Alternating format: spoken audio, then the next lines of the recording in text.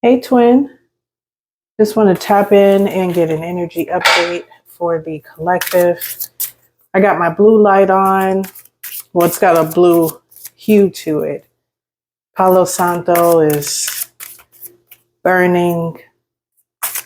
Got a nice glass of something relaxing. I got my meditation music going on in the background. And I'm just in a place of ease. And before I started the video, I heard this song that I play a lot. It's an Odessa song with Juliana Wilcox. I don't know what her last name is, but the song is called This Version of You. And what I'm getting right now is that many of you you don't want any drama.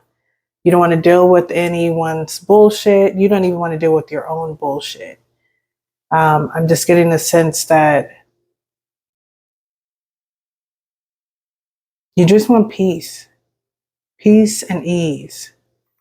Peace and ease. I don't get the feeling that you want to be complacent or sit still. I think you just want the path of least resistance. There we are. So today I'm going to be choosing to read from my decks of empowerment, of guidance, of validation. So yeah, let's get into it. Gods, goddesses of our reality, of our divinity, we ask that you give us clear, concise, empowering, and uplifting messages to help us stay on our highest path of ascension, growth, and awareness. So already we have choose the path of nope today. Nope, double nope, hard nope. Right? So boundaries. Boundaries. Learning how to say no. And what did I say? The path of least resistance, right? And so the path of least resistance is no, I'm not doing it. I don't want to do it. I'm not getting involved. No, thank you. Next card that we have is cultivate calm. You cannot make this up. I appreciate being tapped in because I have not done a reading in like a week, and I was starting to feel a little guilty. And maybe that's a message for some of you guys who have taken a step back, who have decided to rest this last week instead of pushing harder, pushing through, overcommitting yourself, engaging with people or going places that you didn't really want to be. So if you're like me, right, kind of feeling a little guilty from not wanting to talk on the phone or hang out or go on your break with people, I'm right there with you. And it seems like we're right where we're supposed to be. So you know how Scorpio season is going to pull you all the way back to yourself, right? And so I think Virgos are tapping into that energy of stillness, of being comfortable with self. You know, we love some alone time. So ain't nothing but thing for us, especially after the year we've had. All right, so what does it say? Behold, the field in which I grow my fucks, lay thine eyes upon it and see that it is barren. So you don't give a fuck this week. You don't have the time or the energy. And, you know, there was a reading that I didn't post last week, and I don't know why. I may end up uploading it because it seems like it still resonates with the overall energy, is that there's a need for self-preservation. There's an awareness and an understanding of what you have given, what you have changed, what you have compromised in self, and also in terms of goal and vision. For either someone else or some sort of idea or identification that you had with a role that you just realize isn't true, or someone who you were doing it for, and you realize, you know, no shade, but like you're not worth me giving up my dreams or the best part of me, which is that motivated part, which is that part that goes after what they want, what they dream of passionately. I feel like many of you feel like, or you can sense it. Unless you've been like tapped into my channel, because I've been pushing that, is that 2026 is going to be incredible. And there's this feeling that one cannot be sidetracked. One cannot be pulled into drama. There's also this heightened awareness of what that drama, what that pattern looks like. And so I feel like Virgos have just kind of, there's no longer a point or a reason. There's no logic to substantiate. Is that the word that I want to use? It doesn't make sense anymore for you to give your all to what you have now learned is non-serving, right? And so there's this level of non-responsibility. Like you're not accountable for anyone else, their bullshit. And it's just this deep, realization of that being the truth. Like you're no longer in your head like, should I help? Well, if they came to me, if I'm able to, should I reach out to them? I know something's going on and see, is everything okay? There's this realization that like, I do not have to be in that space. They don't have to be in that space, but they chose that path. And so I have the free will, the awareness, and the experience to choose differently. And some of you are really reveling in that peace, in that no fucks given. And I love that. I love that for us. And at the bottom of the deck, it says the wine is helping. That's what I was getting to for this past week. I know I definitely indulged. And I think that it was, in a way, how can I say? Kind of like I was dealing with the truth of what we just spoke about, dealing with that understanding. Almost like a mourning, but not sad. Just like, you know what? I deserve it, right? So it says the wine is helping, fresh out of fucks and embracing, again, inner peace. And I got my glass right here. And I'm in alignment with that. So let's get, what do we want? This is interesting. This deck is calling my name. It's usually a little dramatic though. I usually do it for love readings, but it's calling my name. So let's see what comes up. Probably shouldn't have put my light right there. All you see is shadow. So just looking for guidance, validation, and empowerment for November. Honeymoon phase. It's in reverse. Some of you may be going to, honeymoon phase, distance.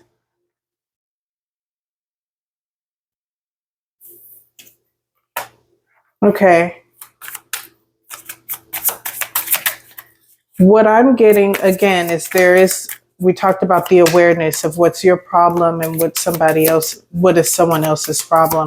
I think many of you are seeing people for who they are and also seeing who you are with them.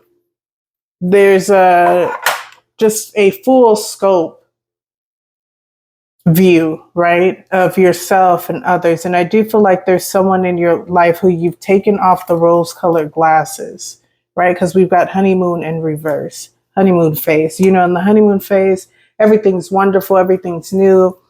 You guys still got your mask on, still rocking them real good, you know what I'm saying?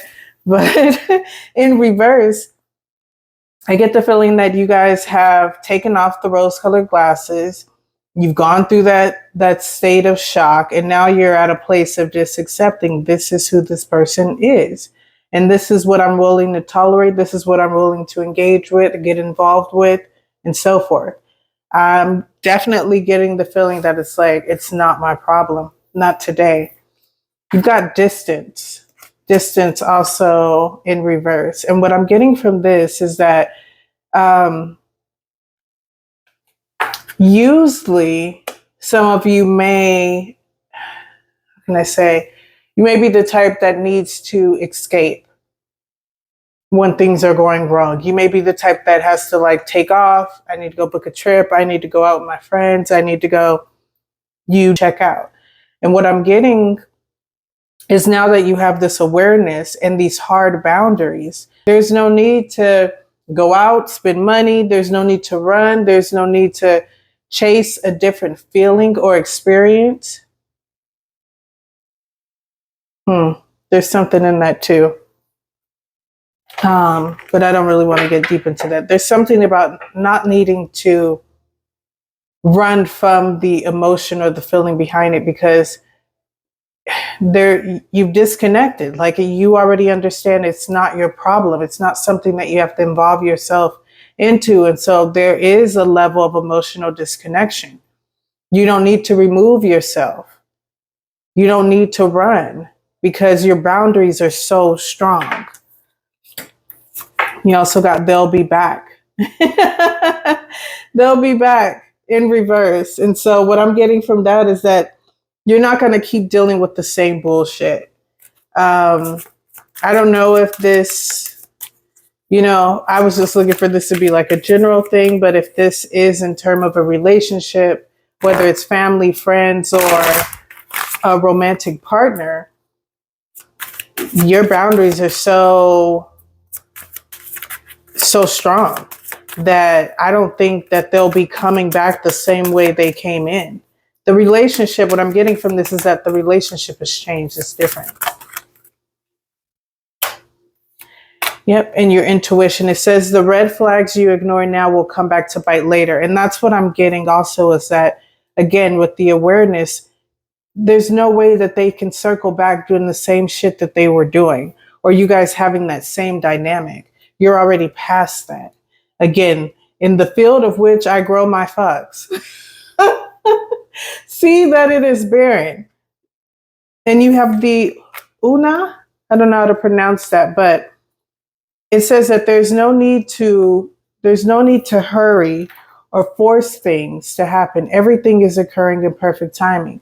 And I feel like you have that understanding. There is a level of trust that I'm getting, a level of trust within yourself, that you don't need to cater to the relationship or someone's ego. You don't need to fix things in someone's life. You don't need to do anything. You're not a savior. And I'm getting the feeling that many of you have been taken for granted. And that's what forced this realization to happen. I do feel like it's light. This energy is so light and so clear. There's no, again, with the intuition, there's no confusion. There's no like emotional, I don't know, like turmoil or chaos. Like, you have made a decision. Nope. Hard nope, right? You've made that decision, and somehow making that decision has healed your dynamic, your feelings of lack. Oop, look. Don't dim to fit in. It says, how are you dimming your light in order to fit in? And that's so on par, because it's like, I feel like you are giving energy, you are giving time, effort, you are giving everything that you have should be giving to yourself for expansion, for growth, so that you can shine and be, the divine feminine, divine masculine that you were meant to be. But because you've been pouring into other people, little by little, you're dimming your light, right? You're taking some of that essence and you're giving it to someone or something. I'm getting the feeling that it's someone. Yeah, because they'll be back. That it's someone, like giving to someone little by little. It's like, and they're not doing anything with it. They're wasting it when that could have been reinvested to yourself. the readings this past fall have literally been all about that. And at the bottom of the deck, we have trust your path. If you knew you would be supported, what would you do? And that goes back to what I was talking about being able to pour back into yourself because you're no longer investing in something that's, again, like we talked about, pointless. There's no logic. There's no reason. They're not doing anything with it, with the support. So what would you do if you had your own support? All right, I wanted to make this reading short. Let's just get one final message. This is my cheesy deck. The messages are really cheesy to me, but I just feel like that's what we need right now. That's a lot of cards.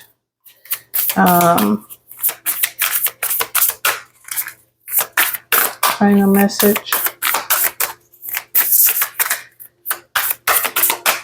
And they're new, so they get kind of stuck together. There we go.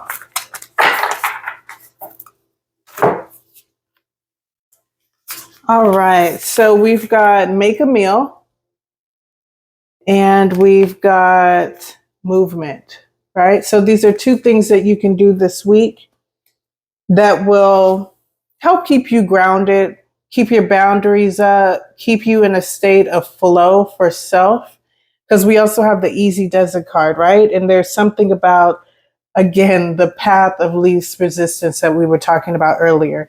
And so I feel like the movement is just, because when you have hard boundaries, right, a lot of times it's a lot to put those up, right? It takes a lot of energy. It can kind of give you that tough,